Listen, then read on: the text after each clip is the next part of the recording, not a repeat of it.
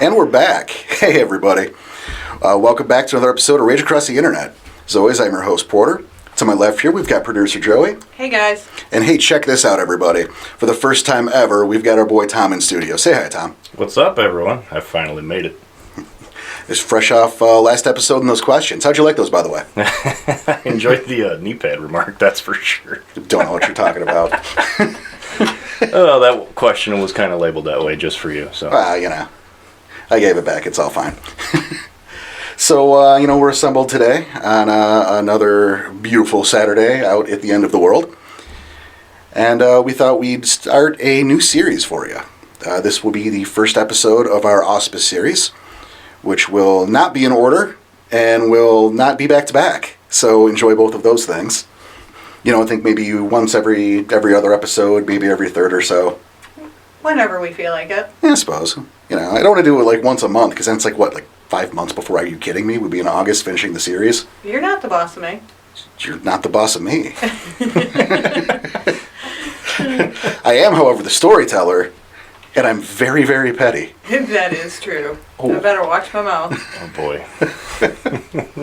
But we are going to kick off our Auspice series today, and we are doing so with the Ragabash. That said, we got these in advance. We got our order. We're not going to tell you, because what fun would that be? But we rolled the Auspice die. We're not a big fan of doing things in order here. No, we don't play by the rules unless we like the rules. That's right. I didn't know there was rules. The golden rule. Oh, true. Thanks for listening to the podcast. No, we got a tribal series coming down the line too. That also won't be in order because those Uctine and Wendigo players out there, I feel for you. You're not going to be last. Poor guys. Did you know the Wendigo Revised Tribe book came out after the actual Apocalypse book? Really? Yeah. Hey, everybody, line's over. Also, in 2 months, the last Tribe book will come out. Wow. Yeah. I didn't realize that. Poor bastards. Okay, so back to the topic at hand. Yes. Ragabash. And we have our very own Ragabash in the studio. This is true. So, why did you pick Ragabash? Well, personally, I picked Ragabash because it's the Auspice I can relate to. I mean, my very first character that I built it off of me, just to try to make it easier to get into the game. No, very common. So, building off of me, I'm a common trickster. I like to just play jokes. Okay. Even if they're only in my head and I don't voice them sometimes, at least I'm sitting there going, yeah, that would have been funny to do that. Oh, I can verify this guy's a pain in the ass. Yeah, in story for sure. Yeah, in story. Yeah, you touched on that a little bit last podcast. A little bit. Okay, so do you want to explain what a Ragabash is? Certainly. And, hey, for the uneducated, I guess. For the new players. That's probably the nicer way to do it. That's true. The Auspice is the sign of the moon that was showing when your character was born, which dictates their role in Gyro society. In the case of the Ragabash is the trickster, also known as the questioner of the ways, which I think is the worthier part. Now, as a Ragabash, and as our group's Ragabash, Tom, what does that mean to you? For me, that means... Oh boy, that's a good question. Questioner of ways being... we have a Philodox in our group, and I've questioned him tooth and nail since the beginning. Because most of the things he comes up with is a little off the wall, and I always have to kind of reel him in, so I'm more helping him go along with what he needs to do in his aspect of his Auspice. So let me get this straight. Conspiracy theory Danny Goes off the rails. Quite a bit, actually. That Danny, sorry. That doesn't make any sense at all.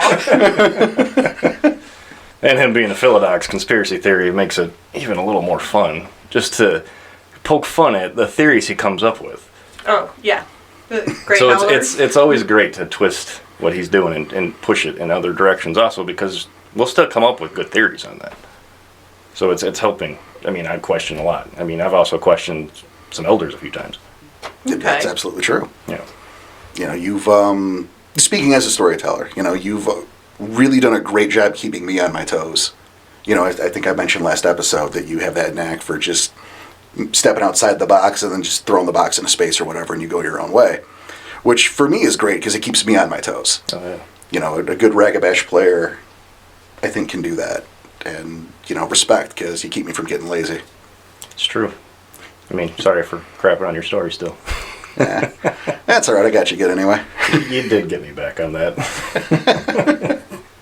And what I like about how you play the Ragabash is you're more the scout Right.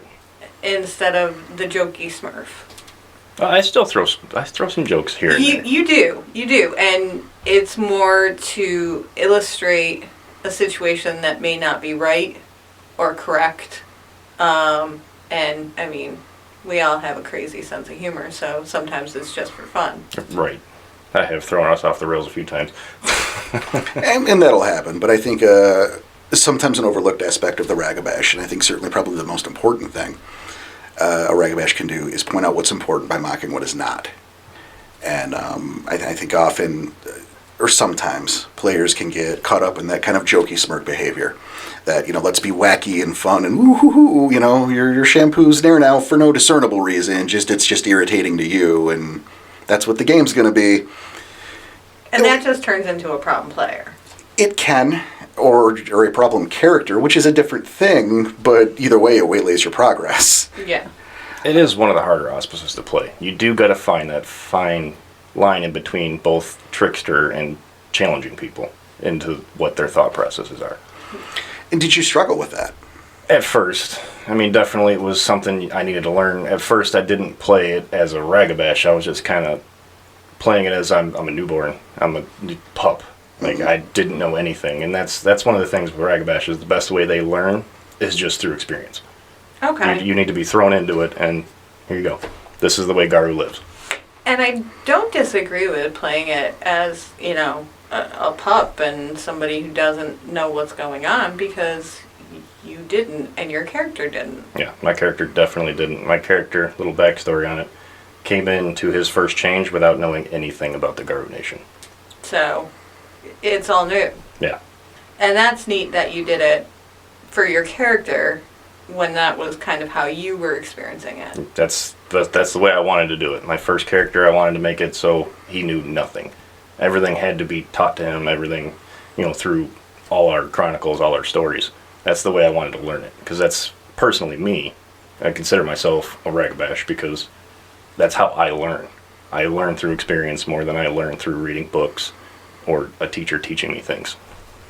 So one of the interesting things I saw in the Auspice book was that they had like the investigative journalist and all these different jobs that the Ragabash could do. And I just find it confusing for a guru to have a day job. I mean, it does happen.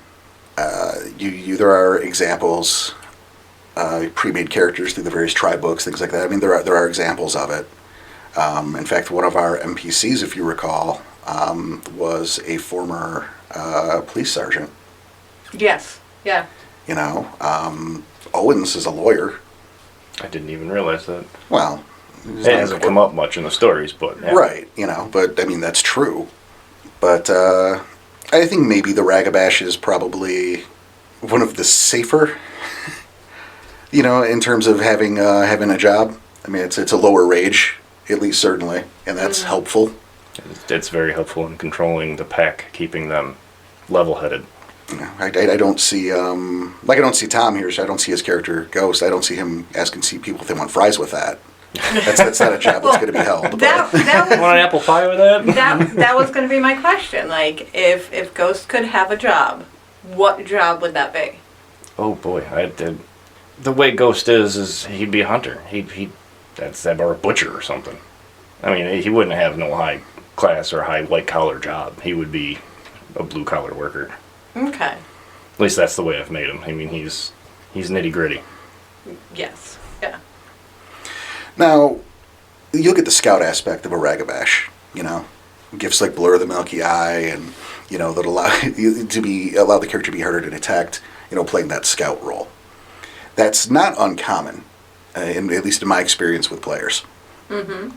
But I have also more often than not found those characters just stay in the shadows.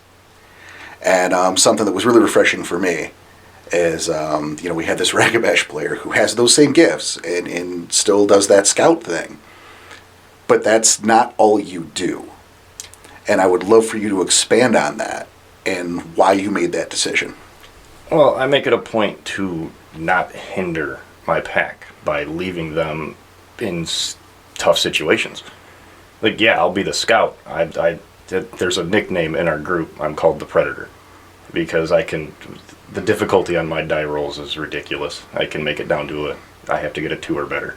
And in some of my sight rolls, it's insane.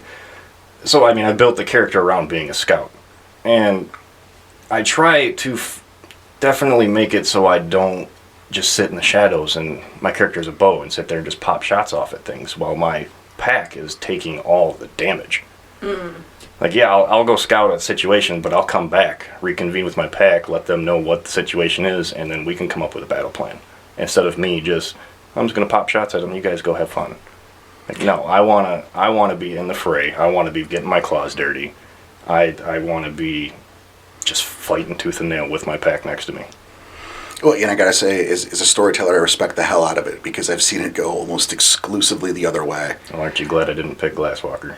I really am. But it was a breath of fresh air, and I definitely appreciate it. And it's the reason I asked you that question is because there are going to be listeners out there, and I want them to hear that.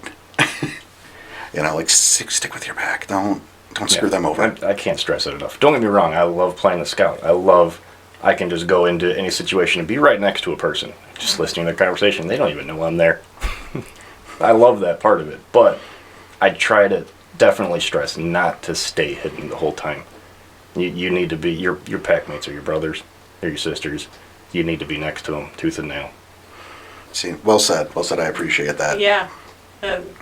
Ragabash was never my favorite, and I had only been exposed to, I guess, the negative sides of the Ragabash. Mm-hmm. So until I started playing with you, I didn't realize what they were capable of, and I do have a new appreciation for them. I'm glad I could do that. And see, I'm going to pogo off of that a little bit and go, when I look at the auspices, obviously we all kind of rank our favorites where we think are the most useful. And I've always figured that Ragabash were the least useful. They were the worst one, that you don't need them, and it's fine, and nothing matters. How am I wrong, Tom? Oh boy, that is a great question. How are you wrong there? Let's see. Yeah, tell me how I'm wrong. Don't waste this opportunity. Well, that's true. Holy shit. Yeah. Think about it. Ragabash is questioning everything. Mm-hmm. So if there was no Ragabash, who would question what the law is laying down? Think about it that way. It turns everything into a monarchy at that point. Dictatorship. Or that, yeah. This is the law, that's it. Nobody's questioning it. You mean like King Morningkill? Yeah. You have to do what's said. But if what is doing what is said kills off half of the pack, half of the sept? You need to question it and look at it alternatively. That's what the Ragabash is for. They need to question anything that's coming down. There's some Ragabash that can definitely be up in the sept and up in I can't think of the name of it right now. Oh, that's gonna bother me. I can't think of it. Use other words. We'll help you. English is hard, guys. Don't worry, we'll fix it in post. I know. We're not going to fix it in post. No, I'm not going to fix it in post. We're going to add extra silences to this just to make them look worse. Oh, that's so bad. I didn't say nothing we talked about. All right. They need to question. That's the biggest thing, and you definitely emphasized that earlier. They have to question everything. A Garu that's going to be an elder, like a Ragabash that's going to be an elder, needs to definitely question everything that every elder in there is saying. Now that's something there. Now in our games, our home set, the Sept of the Sweet Summer Rain, there isn't a Ragabash elder. Do you feel that that's a problem? Could be, yes. They're an elder in a sept should be almost every position, every auspice. so you have everything there. So it can be a joint consensus of everybody's feelings coming around to the right consensus, I guess. I don't know. Well, no, but I'm asking like legit. I mean, as the player, as the character, either one you want to look at it. You know the characters in that sept, obviously. Right. Do you think the sept hurts for lack of a Ragabash elder? Kind of, because most of the elders there are old school. They're not very coming, old school. yeah, very old school. They're not coming into the new ways of the way the world works. Our game's based in mid-90s. So you think about it, this is when technology's starting to boom, stuff like that. And these NPCs are so old school that I remember one of our NPCs saying, "What is a printer?"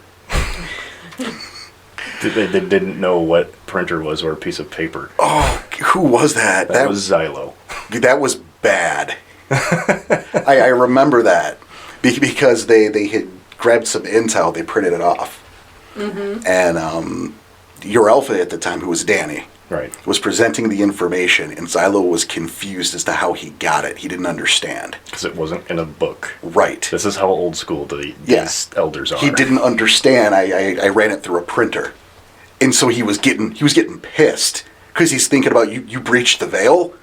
You took this to a print shop, and he didn't understand. And Danny didn't understand that he didn't understand. That was good. Because it's such a obvious thing. But then to have a guy who hasn't left the woods in 15, 20 years, Right. And it was that's a the thing, huge culture shock. And that's why I'm saying there needs, obviously in our sept, there needs to get younger elders or just more knowledgeable of the way the world's changing out there. Because they're obviously, like I said, stuck in the sept, guarding it. Yeah, that's true. Not realizing what's going on in the outside world. So would you be the one to suggest that? I wouldn't mind it. Especially being a Ragabash, you got to question it. So I would definitely suggest it if it's needed. But the way ours is set up, it's not needed because it's not a big enough sept where it's needed at the moment. So what I'm hearing there is him backpedaling, Yeah. so I don't Really. put him in a position where he has to look Kasai Moonwalker in the eye and go, "Bitch, you need a Ragabash here."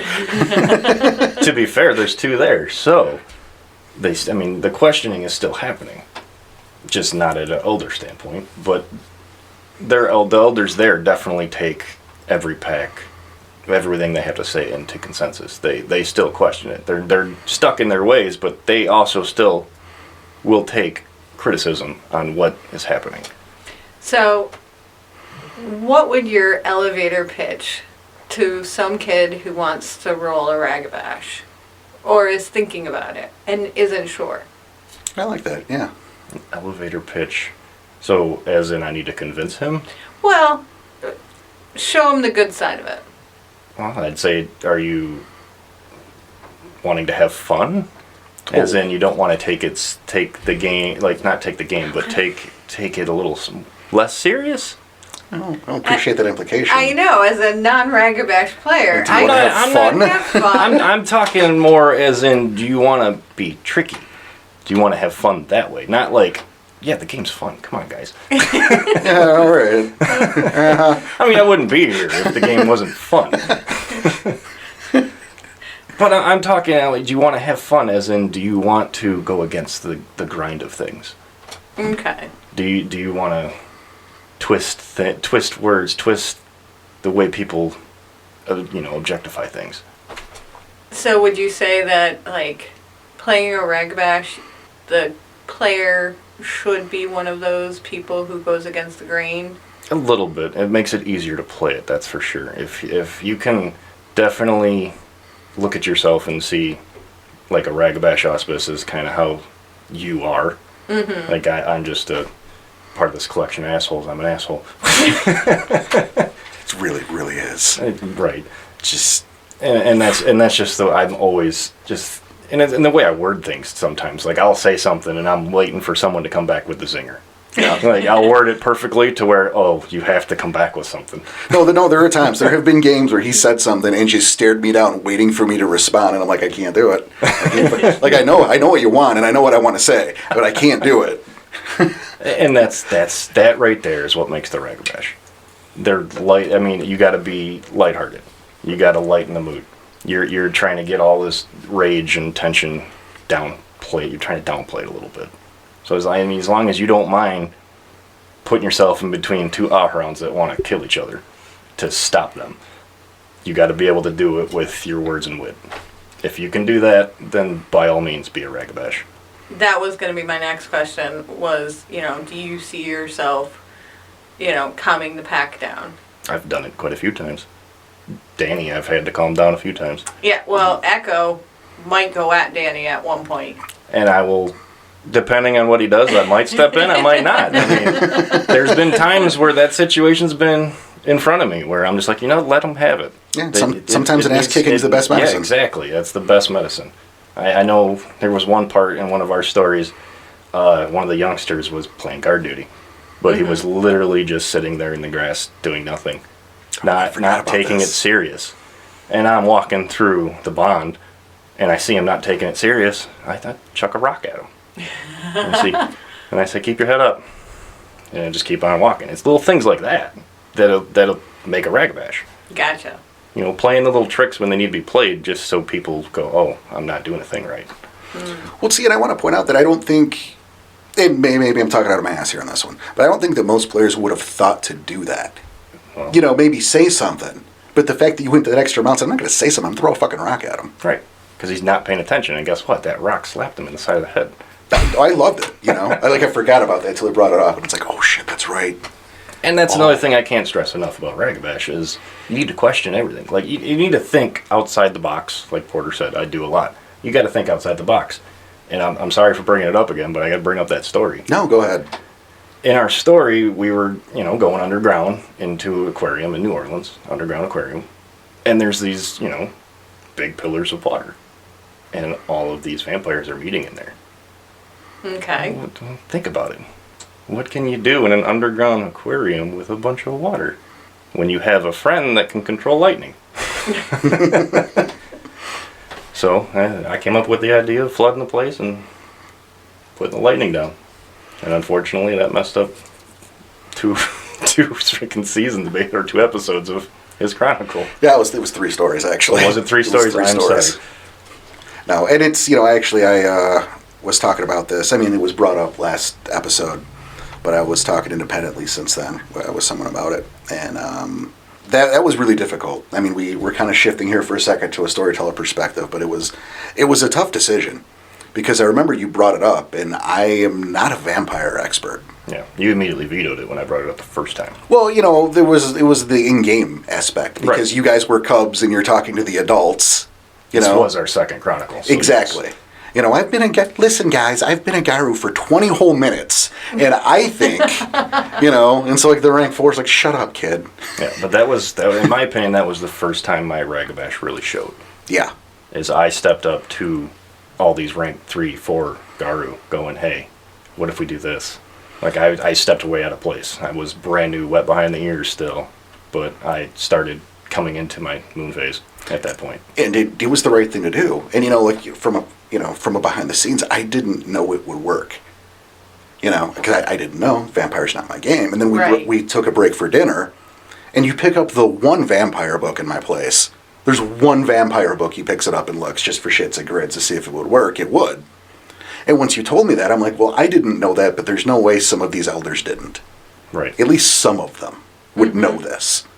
You got that, almost rank 4 Silent Strider vampire hunter. He knows this is going to work. Yeah.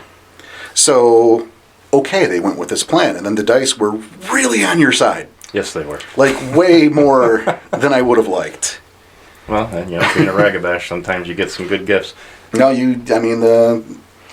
the dice was with you and not with me. And then, you had to make that decision. And it was like, no, you reward this thinking, and it's not about me, so I killed your grandfather. Yeah, he did get me back on that, but it was for the better. Well, it was in service to the story. Yes, it made the story so much better. And it made my character build way better doing it the way he did it. Okay, so, do you ever regret building a character and playing a character that you have Porter trying to make you sweat? Not really. I mean, no, I can't think of a reason why I'd regret that. I wouldn't regret it at all. I enjoy my first character, and it's shocking. I didn't think I would at first, especially coming into this. I was like, okay, I'll make one character, a couple chronicles here and there, and then maybe I'll switch. Okay. But Porter and I collectively have built this character to just, I don't ever want to stop playing him. He has such a good background now, such a good storyline, so much character build in it that it's essentially a part of me at this point. Because I remember your rank challenge. Oh, yeah. My rank 2 challenge was awesome. And that one had me sweating bullets. And that's where I really came into, that was, Chronicle 3, I think? Yeah, that was, yeah. I think it was Chronicle 3, and that's what really made me appreciate my character even more, was the way he set up my rank challenge. It made me go, Ragabash is what I needed to be. That's awesome. I was sweating bullets, but I still passed with flying colors. Oh, you did I did it with 5 minutes to spare. It's a thing, he was timed for it. 20 minutes. It was actually 15. That's right. He was tasked with grabbing an item out of the cabin of the leader of the Council of Elders while that elder was sleeping. And yeah, he was told he had 20 minutes, and I pulled out my phone and set the timer and set it down in front of him. So now he sees the clock ticking down. This is real time. I couldn't roll dice fast enough. Well, I think my favorite part is when you found the item and there was the note attached to it that said I lied 15 minutes. The item was a alarm clock in a pan. So the idea there is if he failed, there he is with his hands under the elder's bed or whatever. Yep. Red-handed. I probably would have been beheaded. But yeah, that went really, really well. Yeah. I really enjoyed that rank challenge. I was so clammy after it. It was ridiculous. But I think it illustrated to me how well you're suited to play the Ragabash. That was your first game with us, wasn't it? Yeah.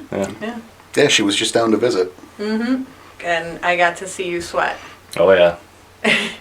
And you literally were sweating. Oh, yeah. I'm not kidding when I said I was clammy at the end of that. The dice were sticking to my hands. Just felt a little wash of panic over the man's face.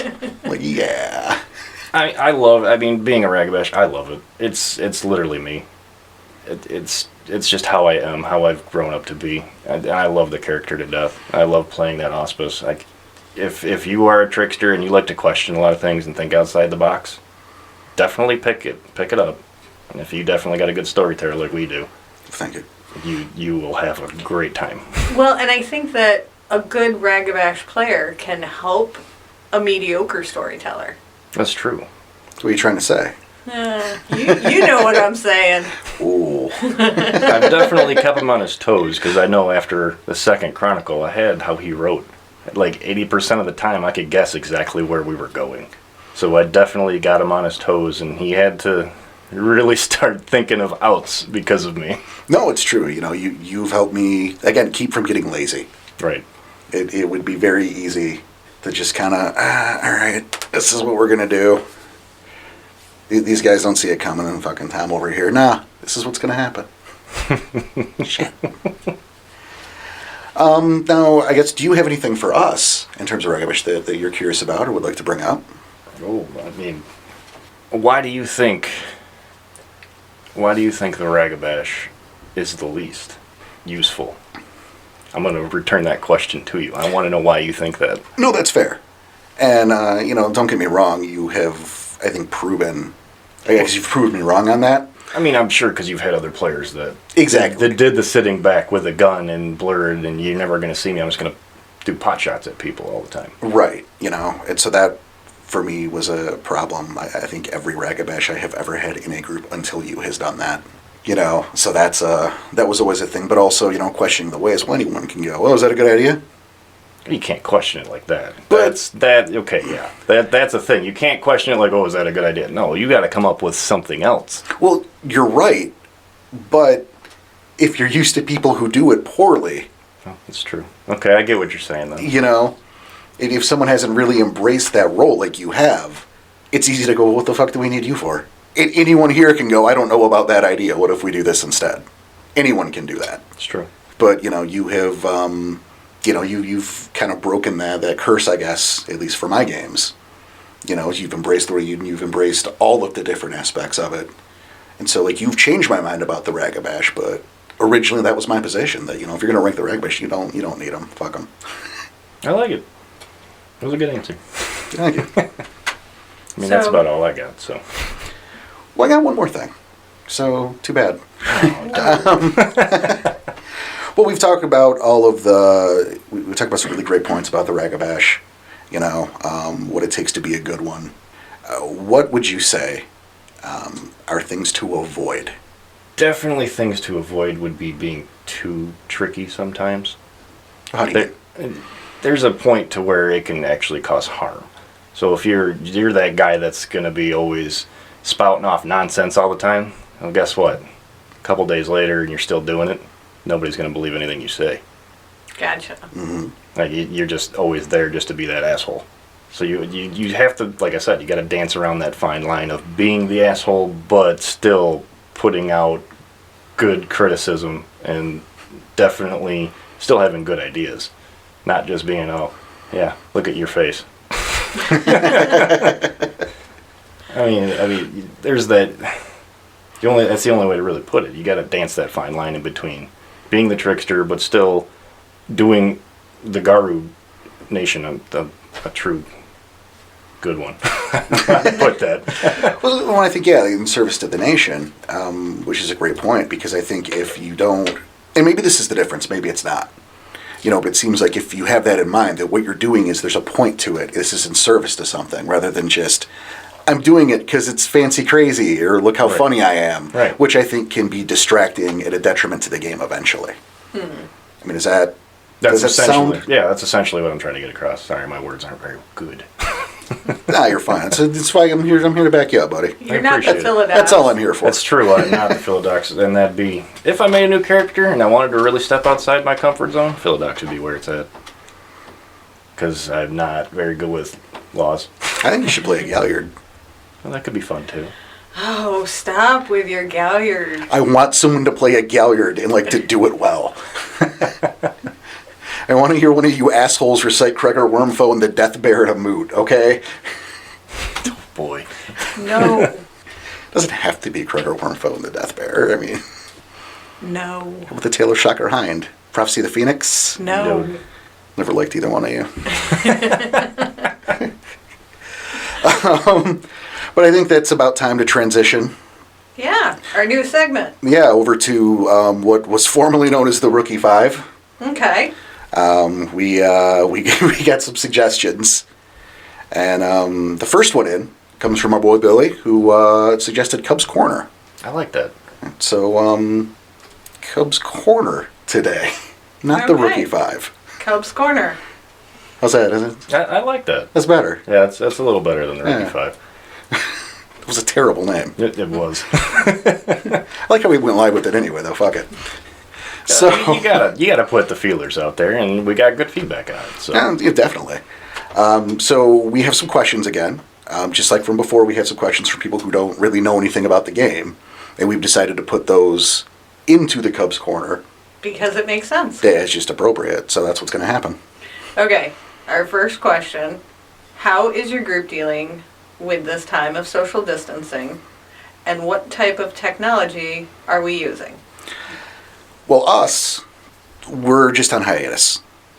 There are groups out there that will play, through Discord servers or Zoom, the various social media and, hey, look, we're in the future now kind of programs. I'm not super weavery, guys. I don't... Well, we did play another group over event server. We did, and which is why I won't do it.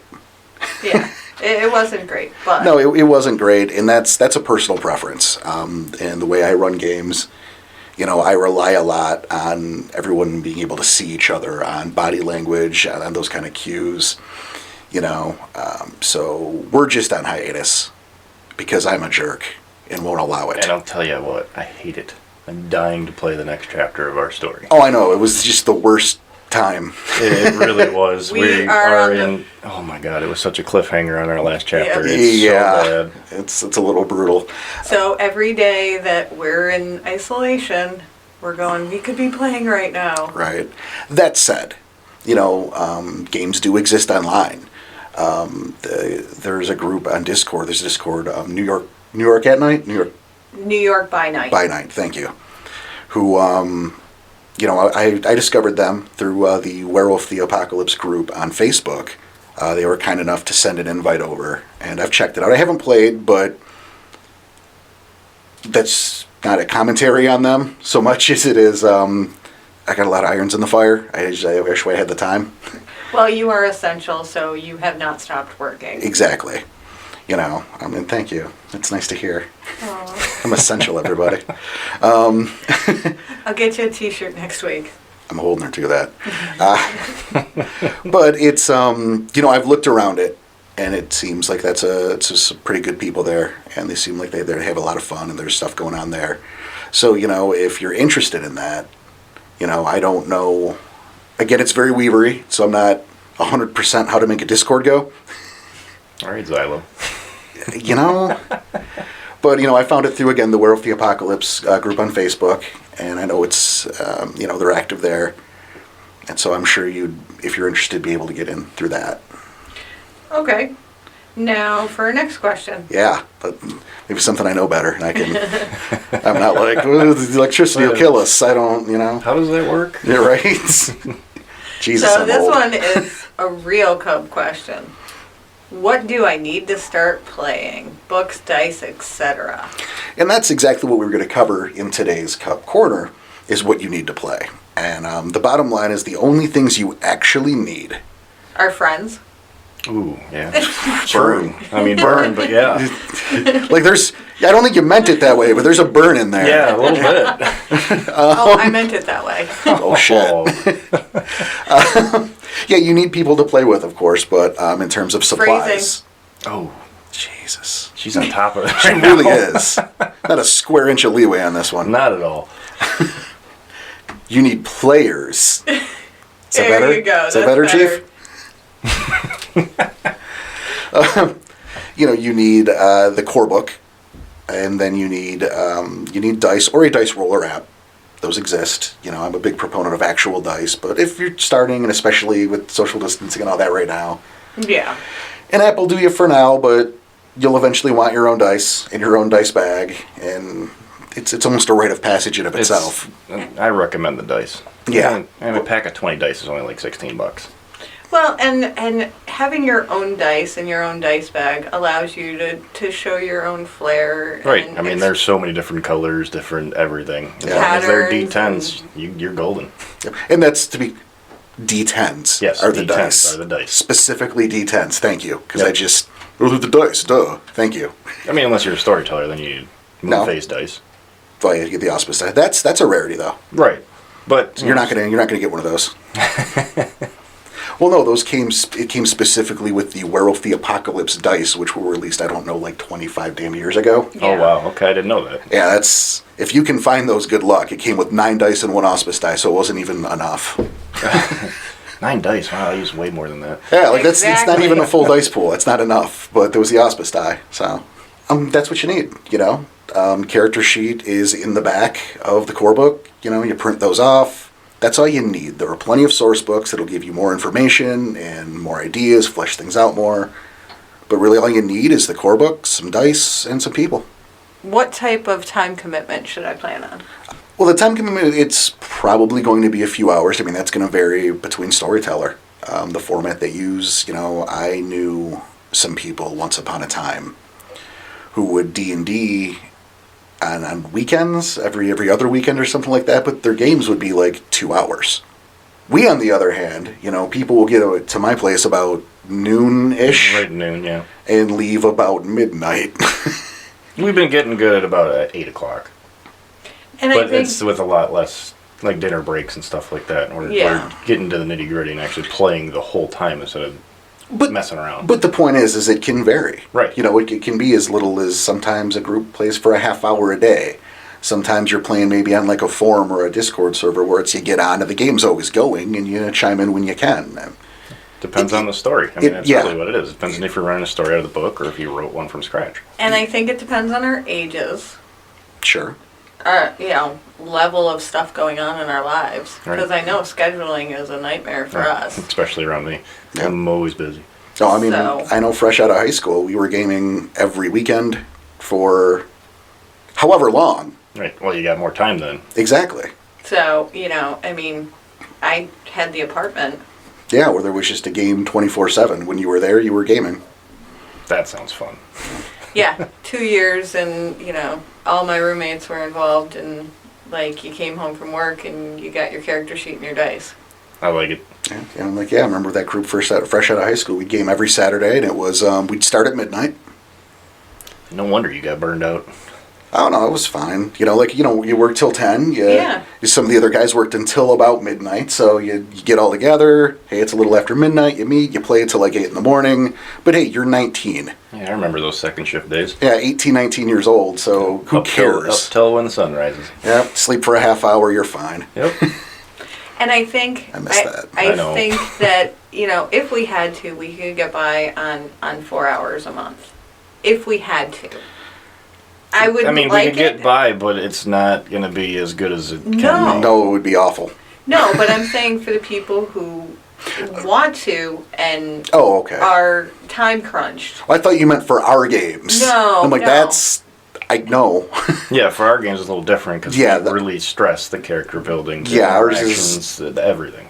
This game, our game is not atypical of every game. Right. No, but I think somebody could cobble aside 4 to 6 hours on one Saturday, or Oh yeah, that could definitely be done. you Yeah. know, and I think that would be a realistic amount of time for somebody to play the game. It's probably reasonable. Yeah. I mean, your longest time is going to be in battles. Yeah. When your people are dice rolling all the time, that's what's going to take the longest. And the thing with that is the more experience a player gets, the more they have in their head already what they want to do, the more they know their roles. Mm-hmm. When you start, it's going to be, it's my turn. Okay, I'm gonna Claude him. And what do I roll for that? Right, and then Yeah. you're gonna look at your sheet and go, okay, well, where's Dex? So Where's there Dex? goes 10 Dex is minutes right dexterity, there. right? Right. And brawl, melee, brawl. Dex Brawl. Okay. You gotta roll that to hit. Brawl. And that's how many dice? Yeah. You You know, can see how long that's going to take. right. Because you don't know your shit yet. Right. But then there's going to be a point where, these two are making their moves and I'm sitting there going, okay, well, I know this is going to come out. So, okay, this is what I'm going to do. The dice are already in my hand because I know how many that is. Boom. I don't have to ask the difficulty. I know what it is. It's standard diff.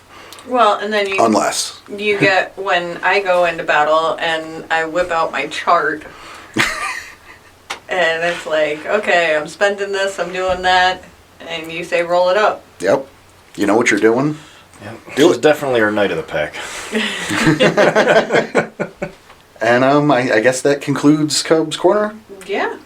So if you have questions, you know what to do. You can get us at rageacrosspodcast@gmail.com. That's the best way to do it. We check that all the time. We respond. It's good stuff. You can also get us on Facebook at Rage Across the Internet, but you already knew that. And you've liked the page, right? And you should definitely maybe toss a review in there. That'd make us happy. Yeah. 5-star iTunes reviews. That would be cool, too. In, like, some reviews. Yeah. Words. Like your People words. use Words are your cool. Words. Like, this whole game's based around words. It's crazy. You should help. That would help. That would be awesome. We'd appreciate it. And we might read them on air, so. We could. But yeah, you can, of course, you know where to find us. And when you tell your friends, and you should tell your friends, you should tell your enemies. Tell everybody. Enemies? What?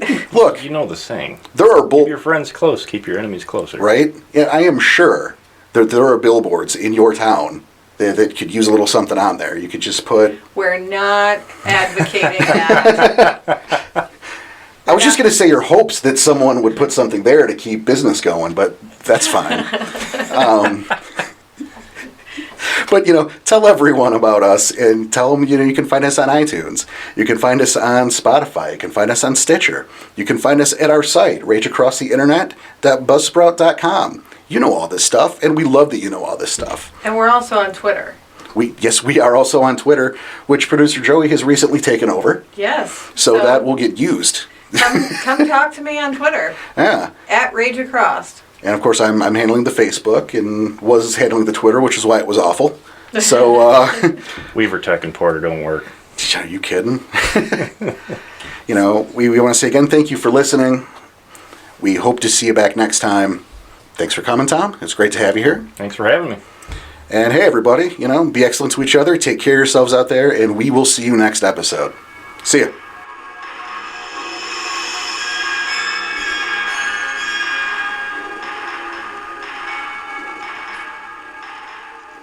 Rage Across the Internet's music is It's Into the Fog by Darren Curtis, shared with a Creative Commons Attribution 3.0 unported license. For details, check out the information under the podcast.